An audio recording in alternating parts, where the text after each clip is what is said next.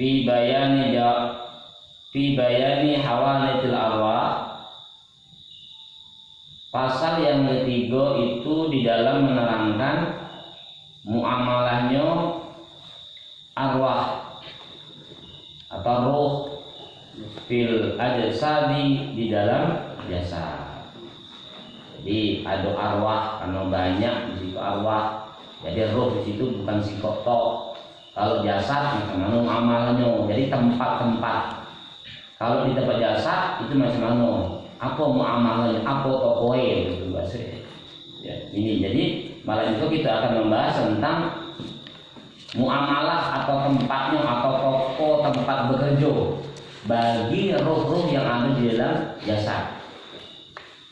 Paham roh al jasmani badan, maka muamalahnya atau tempat kerjanya roh secara jasmani di dalam badan ma'al jawarih dhahirati bersama anggota-anggota yang lahir. Wa muta'uhu syari'atu dan modalnya itu syariat. Wa muamalatuhu dan muamalahnya al-amalu bil mafrudati yaitu beramal dengan yang difardukan. Alati yang mana? Amarallahu ta'ala yang telah memerintahkan Allah ta'ala biha dengannya minal ahkami dhahirati dari hukum-hukum dhahir bi ghairi syarkatin dengan tanpa menyebutkan. Kama Allah ta'ala sebagaimana yang telah difirmankan Allah ta'ala wala yusyrik bi ibadati rabbih ahada. Wala yusyrik dan janganlah kamu menyekutukan bi ibadati rabbih dengan ibadah kepada Tuhanmu ahadan sesuatu pun atau ya apapun. Wa kama qala Rasulullah sallallahu alaihi wasallam dan sebagaimana sabda Rasulullah sallallahu alaihi wasallam innallaha thayyibun la yaqbalu illa thayyibah. Innallaha thayyibun sesungguhnya Allah taala itu baik atau thayyib layak balu illa thayyibah. Tidaklah Allah menerima terkecuali yang baik-baik. Wa kama qala Rasulullah sallallahu alaihi wasallam dan sebagaimana yang difirmankan oleh Rasulullah sallallahu alaihi wasallam innallaha witrun yuhibbul witra. Innallaha witrun sesungguhnya Allah taala itu ganjil. Yuhibbul witra senang yang ganjil-ganjil. Wal muradu minhu dan yang dikehendaki darinya al-amalu bila riyain wala sum'atin yaitu amal tanpa adanya riya wala sum'atin dan sum'ah. Jadi roh secara jasad itu ada muamalahnya, harus ada muamalah. Modalnya apa? Modalnya syariat. Jadi jangan pula kita itu mentang-mentang sudah sampai ke makom hakikat kita tinggalkan secara zahir. Apa kita tinggalkan? Perbuatan zahir dan lagi dikerjakan. Padahal salah satu tempat muamalahnya roh secara jasad adalah adanya muamalah secara syariat. Modalnya apa? Modalnya syariat tadi. Makanya kita itu ada hukum syariat, thariqah, hakikat, ma'rifat. Walaupun sudah sampai ke makom wali, makom yang sudah sampai ke makom yang dikatakan adalah makom hakikat, tidak boleh meninggalkan daripada perbuatan syariat. Karena apa? Satu contoh di dalam kitab Kifayatul Asfiya diterangkan bahwa sedangkan para nabi baik tidak meninggalkan daripada perbuatan syariat, tidak meninggalkan daripada perlakuan zahir. Kenapa? Karena zahir itu adalah apa? Adanya Nabi Adam. Habis itu disebutkan bahwa tempat kerjanya roh secara jasmani itu harus adanya perlakuan secara zahir. Apa modalnya? Yaitu modalnya ilmu syariat. Syariat harus betul-betul, tidak boleh kita itu sekedar tahu, tidak bisa. Ada ilmu secara syariat. Secara syariatnya ada hukum fardu wudu, ada batalnya wudu, ada syaratnya wudu. Begitu juga sholat. Itu. Nabi dan para rasul semacam manapun dia tidak pernah meninggalkan sholat, apalagi orang-orang yang sekedar wali bahasanya, tidak bisa. Terkecuali yang pernah saya sampaikan, terkecuali wali-wali itu telah diangkat akalnya oleh Allah sehingga jadi wali menyeduk. Itu namanya wali-wali yang telah diangkat, akalnya sudah diangkat. Jadi dia itu tidak punya akal lagi berpikirnya, karena yang dituju hanya Allah secara ruh. Itu. Tapi kalau orang itu masih adanya berpengaruh tentang akal, itu tetap, karena orang-orang yang selalu mengerjakan ini salah satu untuk semakin jernihnya, ya. Semakin jernihnya hati kita itu apa? Dengan kita itu tidak meninggalkan daripada perlakuan zahir. Karena perlakuan zahir inilah yang akan menyebabkan kita semakin jernihnya qalbu. Itu kalau di dalam kitab Fathul Asya diterangkan itu. Tidak bisa kita meninggalkan tentang aku sudah sampai. Berhubung aku sudah sampai ke ilmu hakikat, tidak perlu sholat, tidak perlu puasa. Langkah enak. Kita harus kembali ke sejarah. Makanya agama itu perlu sejarah. Apa sejarah? Nabi dan Rasul. Semacam mana dekatnya dengan Allah, semacam mana sudah bentuk bentuk perbuatan ibadahnya sudah cinta. Itu pun tidak meninggalkan daripada muamalah zahir. Karena roh secara jasmani itu harus ada perlakuan. Kalau tidak ada perlakuan berarti apa? Seakan kamu mematikan roh yang ada di jasad. Itu namanya muamalah atau toko tempat dia bekerja. Itu. Tapi yang jelas supaya sesuai dengan kaidah yang diingini oleh Allah, satu, walaupun engkau itu beribadah secara zahir, tetap yang dipinta wala yusyrik bi'ibadati rabbih ahada. Jangan sekali-kali kita menyebutkan. Itu cuma. Sudah itu yang dipinta cuma fiqh, amal tanpa riya, tanpa sum'ah. Itu toh. Berarti apa? Berarti harus klop kita ibadah itu. Ibadah itu tidak cukup dengan syariat kok. Kan dijelaskan oleh Abi Bakar Salto di dalam kitab Hifayatul Asfiya, ya, di dalam kitab di dalam kitab Hifayatul Asfiya itu diterangkan bahwa Allah Ta'ala itu tidak memandang zahirmu, tapi dia memandang qalbumu. Qalbu yang dipanggil. Tetapi jangan pula mentang-mentang kita itu sudah membersihkan qalbu kita tinggalkan daripada zahir. Udah bisa. Hukum itu ada tiga tadi. Hukum syariat, hukum thariqah, dan hukum hakikat. Tetapi yang tiga ini harus berjalan. Ibarat kita tuh nak buat minyak goreng, minyak sayur. Ketika kamu ingin membuat minyak goreng, minyak sayur itu kan melalui kelapa. Kelapa itu ada kulit. Itu kelapanya sendiri. Nah, hasil dari perasan kelapa itu ada santan. Santan itu kamu goreng itu minyak. Bahasa itu tujuan kita itu hanya mencari ridhoan Allah. Ya, tujuan hidup kita itu hanya satu yang kita cari hanyalah mencari ridhoan Allah. Itu hakikatnya. Tapi untuk menuju ke situ tentunya harus melewati proses. Apa prosesnya? Yaitu syariat. Yaitu thariqah, perlakuan itu thariqah. Seperti kita membuat minyak tadi. Kupas kulit itu harusnya. Baru bertemu dengan kulit itu pas dengan batok langgar itu. Langsung bertemu dengan isi. Nah, proses daripada isi itulah hakikat. Apa minyak tadi? Kan tujuannya kita kan ketika kita ingin membelah kelapa buat minyak.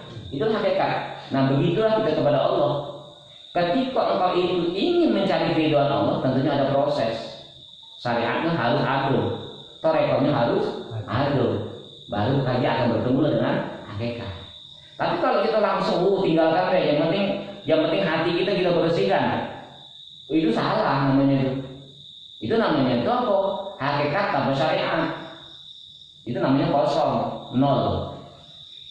Tapi hakikat tanpa syariat, syariat tanpa hakikat batal. Karena yang dikehendaki Allah Ta'ala wala yusyrik bi'ibadati rabbih ahada. Jangan sekali-kali engkau itu menyekutukan.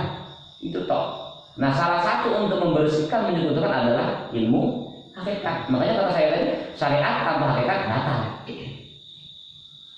Tapi hakikat tanpa syariat kosong, nol, nggak apa-apa, nggak bisa. Kita harus kembali ke sejarah. Nabi dan Rasul sebegitu dekat dengan Allah, sebegitu kenal dengan Allah. Bahkan Nabi Musa dapat berdialog dengan Allah Ta'ala, itu tidak meninggalkan syariat. Itu jangan. Jadi bahasa ini lah pesanan tadi, pesanan oleh Syekh Abdul Jalani tadi. Jadi semacam manapun bentuk ilmu kamu sudah hakikat macam manapun, ketika masih ada akal di kamu, itu tidak bisa meninggalkan daripada syariat. Jadi syariat, toreko, hakikat itu tidak bisa pisah. Ibarat kita buat minyak, ibarat kita itu nak ngambil mutiara. Kalau kita kipai asli ya. Ketika kamu ingin mengambil mutiara di lautan, itu tidak harus kamu cukup melamun di pinggir. Kamu itu berkehendak untuk mengambil mutiara yang ada di lautan, tetapi kamu cuma tegak di pinggir laut, tidak mungkin dapat. Apa syariatnya? Syariatnya berarti kamu harus naik perahu atau kapal. Setelah kamu naik perahu atau kapal, tentunya kamu akan berlabuh di lautan. Setelah sudah sampai ke lautan, kamu akan menyelam. Itu deh. Jadi perahunya itu syariat, berjalan kamu itu menuju ke lautan itu toreko. Menyelamnya kamu itulah namanya hakikat. Sama dengan tadi, kita itu hanya ingin mencari keridhaan Allah. Tentunya dan harus ada perlakuan. Makanya perlakuan secara ruh jasmani ini tidak lepas daripada syariat.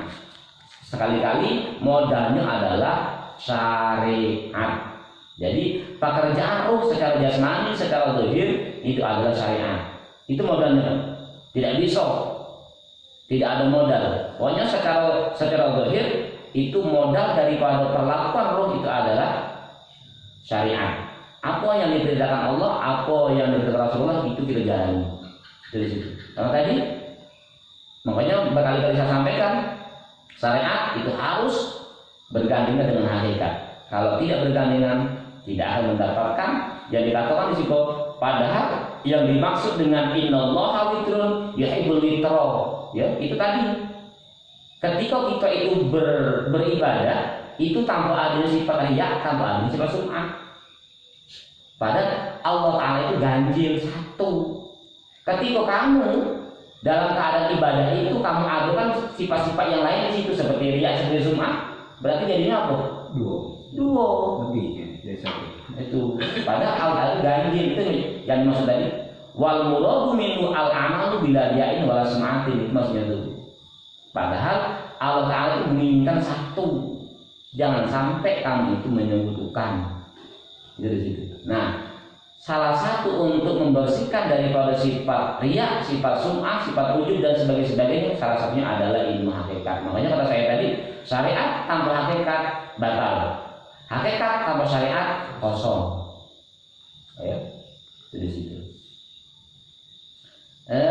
Seterusnya, wari'uhu fi dunya al-wilayah. Wari'uhu dan keuntungannya fi dunya di dalam dunia al-wilayah, wilayah wali, wal mukasyafah dan mukasyafah, wal musyahadah dan musyahadah fi alamil mulki di dalam alam mulk min tahti saro dari bawahnya bumi ila sama'i sampai ke langit. Wa misluhu dan perumpamaannya al-karamatul kauniyah, yaitu kemuliaan alam semesta atau karomah alam semesta minal marotibir ruhbaniyah, dari martabat ruhbaniyah, kalmasyi ilal ma', kalmasyi seperti berjalan al-ma'i atas air, wat tiron fil hawa dan terbang di awan-awan, watayil makan dan melipat tempat, basam'i yang mendengar minal ba'id dari kejauhan, waru'yah dan melihat fisir badan di dalam rahasianya badan, wa nahwi dzalika dan perumpamaan demikian itu. Jadi keuntungan orang-orang yang tetap menjalankan syariat itu tidak lepas daripada toreko, tarekoh tidak lepas dari para syariat. Di situ lagi akan mendapatkan keuntungan secara zahir. Apa? Dia akan dihadirkan oleh Allah sifat mukasyafah, sifat musyahadah. Ini dikatakan para wali Allah. Atau dicontohkan di situ seperti para wali dulu bisa berjalan di atas air, bisa terbang di atas awang-awang, bisa mendengar sesuatu ucapan yang dari kejauhan. Itu bentuk mukasyafah musyahadah.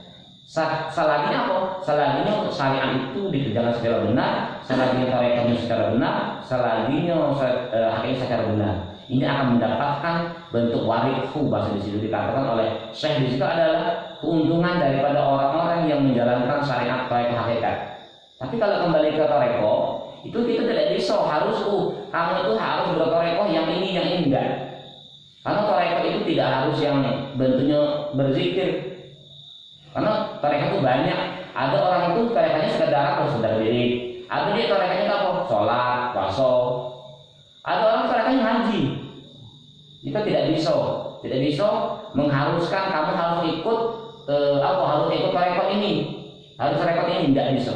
Karena juga dikatakan di dalam kitab Kifayatul Asqiya, kita tidak boleh bahasanya itu apa? Tidak boleh kita itu hanya memasuki daripada tarekat yang satu. Tidak harus kita nuruti. Mentang-mentang kita itu adalah tarekat Naqsabandiyah, orang yang bertemu dengan kita harus ikut tarekat Naqsabandiyah. Tidak. Tarekat itu banyak. Bentuk jalan itu banyak. Namanya tarekat jalan. Jalan untuk menyampaikan kepada Allah satu, bisa-bisa lewat kerja. Lewat kerja kita akan sampai kepada Allah. Bisa-bisa orang sedang sholat, sedang puasa itu juga tarekat jalan. Ada orang ngaji. Jadi ngaji ini bagian daripada tarekat. Itu. Yang jelas, apapun sesuatu perkara apapun yang akan menyampaikan kepada Allah itulah bentuk tarekat. Yang jelas, adanya syariat itu tidak bisa pisah dengan hakikat. Supaya apa? Supaya klop dengan tadi kata saya.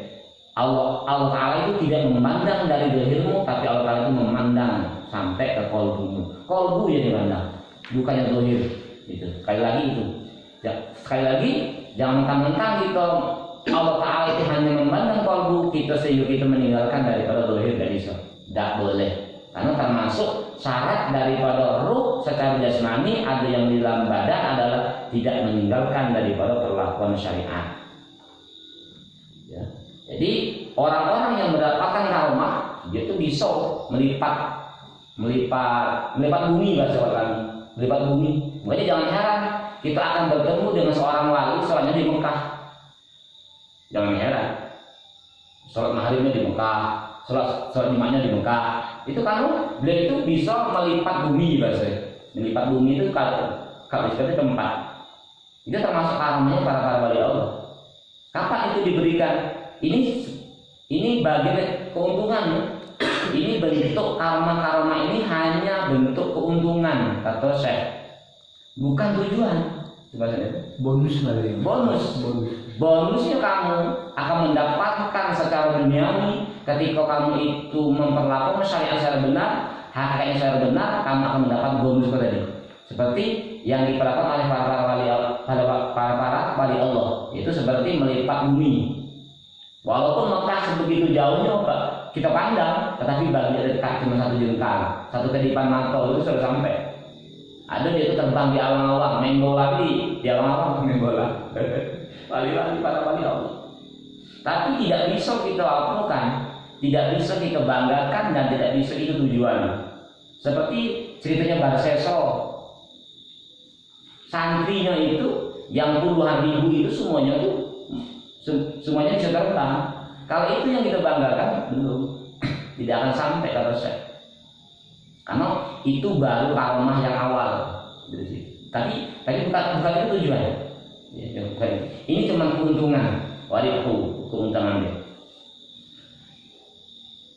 Seterusnya wa amalihi fil akhirah, dan adapun keuntungannya di dalam akhirat fa jannah, maka adalah surga. Wal khur dan bidadari, wal qusur dan kerajaan, wal khilman dan pelayan, wasyarab dan minuman, wasairul ni'am dan nikmat yang lain, wa maskinuhu dan rumahnya fil jannatil ula, di dalam jannah yang pertama, wa hiya jannatul ma'wa. Ya, otomatis ketika seseorang ini secara zahir, perlakuan zahir, muamalah secara syariat dia kerjakan, sudah menetapi daripada secara hakikat, otomatis dia lagi akan ditempatkan daripada jannatul ma'wa.